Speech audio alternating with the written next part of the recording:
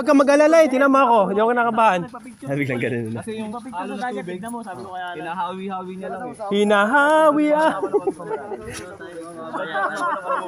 Tubig. Ang hirap hanapin kaya nun sa tubig na. Wala yan, ligaya. Akala ko walang mangyaring kakaiba sa atin ngayon eh. Yan nagkaroon na. Pulutan na naman, Paul. Alright. Lan, tingin nga Lan. Lan, tingin nga. Ayun oh. Ayup. Dali mo lan. Dali mo, batang-bata. Si Alan na naman. Yan na naman. Dahil dyan lan. Salamat sa Diyos, salamat. Yan, salamat po sa Yan mo na yan Lan. Ilagay mo na. Lagay mo sa bag mo. Mawala pa yan. Lada. Pero pag kumaalon siya, hindi siya gumagalaw. bigat kasi mabigat.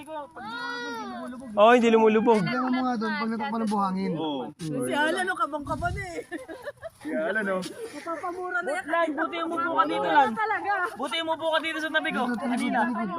Hindi, sabi ko kasi sa kanya, Lan, sabi ko nagpa-picture si Paul sa tabing dagat. Silipin mo yung camera ni ano. Sabi ko kay Patrick, check mo nga sa may ano ko, kung nagka-picture ako kayo. Hindi, wala nang sabi niya. Pinag ni Alan. Ay, Buti dumaan si Alan dito. tutuhugin ko na sana eh. Nahihirapan na ako maghanap eh. Kasi kung mamaya pa yun Lan, baka mawala na yun. Oh. Kung mamaya pa yun.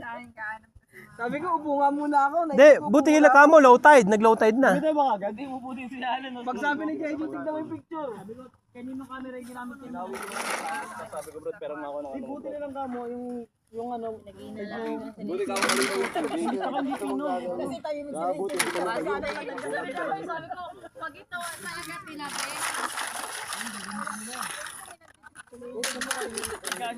Uy, Wala kasing ginagawa eh. Hoy, saan ba to? Yan yan, tanga. Ay, gagi. Di ba yan? Ano doon oh, yung parang dayami doon kanina. Noy. Bakit doon ka? Bakod pala yan? Sorry.